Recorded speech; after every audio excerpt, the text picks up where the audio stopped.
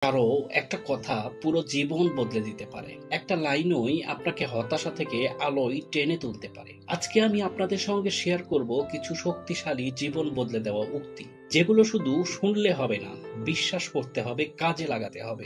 আপনি প্রস্তুত তো? এক, যদি আপনি আপনার স্বপ্ন নিয়ে কাজ না করেন, তাহলে কেউ আপনাকে দিয়ে তার স্বপ্ন পূরণ করাবে। আমরা ভাবি সময় আছে, পরে করব। কিন্তু মনে রাখবেন, আপনি কাজ না করলে অন্য কেউ আপনার সময় নিয়ে নিচ্ছে তার লক্ষ্য পূরণের জন্য। তাই আজই শুরু করুন আপনার স্বপ্নের পথে হাঁটতে। দুই, কঠিন সময় আসবেই, কিন্তু সেটা আপনাকে ভেঙে ফেলার জন্য না, আপনাকে গড়ার জন্য। যারা কষ্ট পায় তারা শক্তিশালী হয়। পাহাড় ভাঙে না, পাহাড় তৈরি হয় ধৈর্য দিয়ে। তাই আপনি যদি কঠিন সময় পার করেন, তাহলে মনে করবেন আপনি বদলে যাচ্ছেন উন্নতির দিকে। তিন, আপনার সীমা তখনই শুরু হয় যখন আপনি ভাববেন আমি পারবো না। আমাদের সবচেয়ে বড় বাধা আমাদের মন। আপনি যদি বিশ্বাস করেন পারবেন, তাহলে আপনি হয়তো ধীরে হাঁটবেন, কিন্তু থামবেন না। আর সেটাই সাফল্যের প্রথম ধাপ। চার, সফল মানুষরা কখনো অজুহাত দেয় না, তারা উপায় খোঁজে। সময় নেই, সুযোগ পাইনি, পাশে কেউ ছিল না, এসব বলার মানুষ অনেক আছে। কিন্তু যারা জিতে তারা বলে চেষ্টা করেছি, আবার করেছি, থামিনি।